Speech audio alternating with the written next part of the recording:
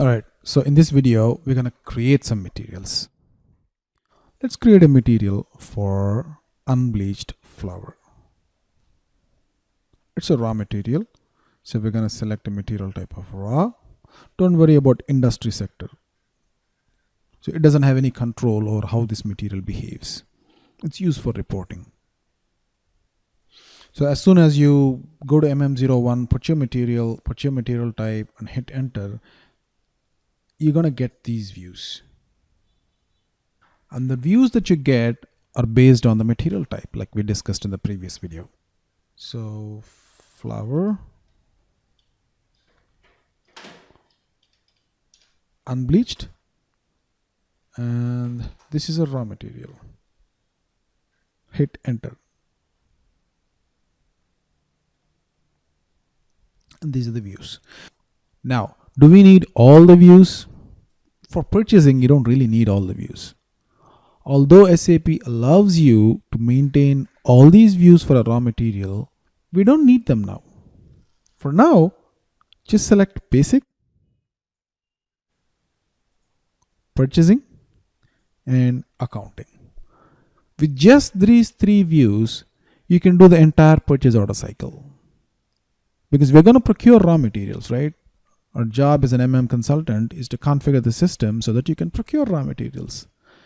We don't care about manufacturing at this point. That's the role of a PP consultant. For us, we care about purchasing. So just these three views are more than enough. Later, when we talk about MRP and consumption-based planning, we'll talk about the MRP views. So hit OK. Then it asks you, for which plant do you want to maintain this data? Now, why is SAP asking this question?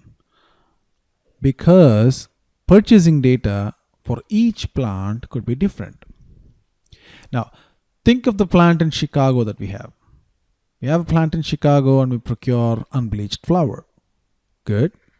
Let's say if I have another coffee shop in Seattle, I procure unbleached flour there as well. And the type of data there could be different from the type of data in Chicago. We'll see some examples. For now, let's select CHA1, hit OK, then give a description.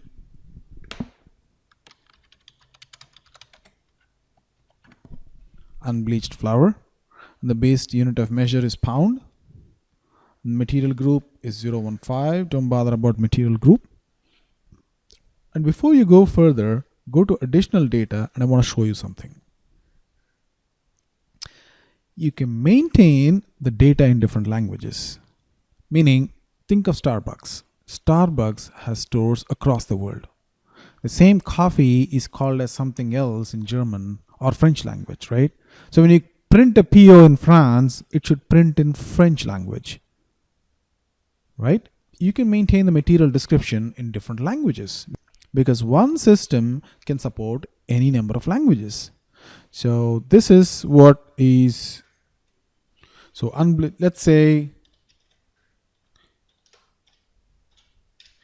I don't know what it's called in German, so I'm just going to say unbleached flour in German. So this is how you can maintain descriptions in different languages. Next, go to unit of measure. Again, in the US, we use pounds. In India, we use kilograms. Or in Great Britain, we could use something else. So it's the same material, unbleached flour. You got to be able to use and convert this into any kind of denomination for weight or volume or whatever be the unit of measure. And over there, you could specify the conversion rate. For standard units, SAP already has the conversion. But you could have your own units of conversion. Think about beer. A crate of beer for Budweiser could be 12 cans or 12 bottles. A crate of beer for Corona could be 8 bottles. That's very, very specific to the company. And SAP does not have a say in it, right? They can't say what a crate is. So you can maintain your own units of conversion here.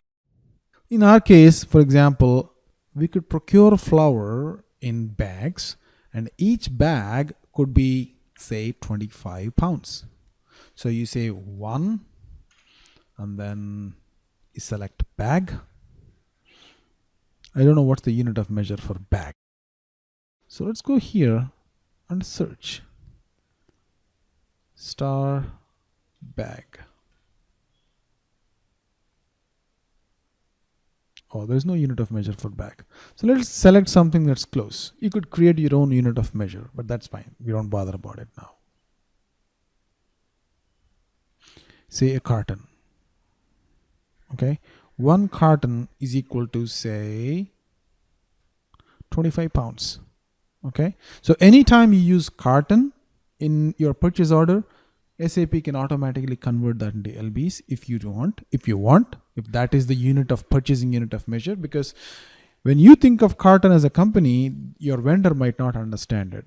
So this unit of measure conversion that you specify here will be used depending on the nature of your action. If you're doing sales, the unit could be different. If you're doing purchasing, the unit could be different. If you're doing manufacturing, the unit could be different. So depending on the type of action, when SAP tries to convert, it takes the conversion rates from here.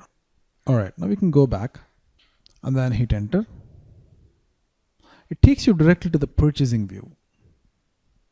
If you go look at all the views here by clicking on this little button, you have selected basic data 1, purchasing, and accounting, right? So although you have selected them, you can specifically click on any of the views that's available here and go maintain data. But if you don't select a particular view and hit enter, the system automatically takes you to the next selected view. In this case, we have the next selected view is purchasing. So in purchasing, we select a purchase group. Remember what's a purchase group? A purchase group represents a group of people responsible for purchasing a certain set of materials. It could be based on materials, it could be based on location, depends on how that company wants to do its division of procurement. So in this case, I'm going to use the one that we have created, US1. Hit enter. And finally, it went down to the accounting view because we have selected only 3 views. Remember? Basic data, purchasing, accounting. So in accounting, there is something called as a valuation class. That deserves a bigger topic. So I'm not going to go too much into the depth here. For now, select valuation class, select 3000, and here, instead of price S, and here, select V for moving average and hit enter. It's going to throw you a message. Just ignore it. Hit enter again. And you have come to the end of the screen. Do you want to save it? Yes, of course. So the system is saving unbleached flour material that we have just created. Flour-UNBL. So what have we done here? We have selected 3 different views. Basic data 1, purchasing, and accounting. And we have selected a unit of material. We want to sell in pounds or kilos. Select a material group. Don't worry about material group for now. We'll talk about it later.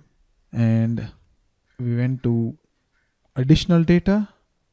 Then we have described the material in different languages. And we have seen why we need to describe them. And then there is unit of measure conversion.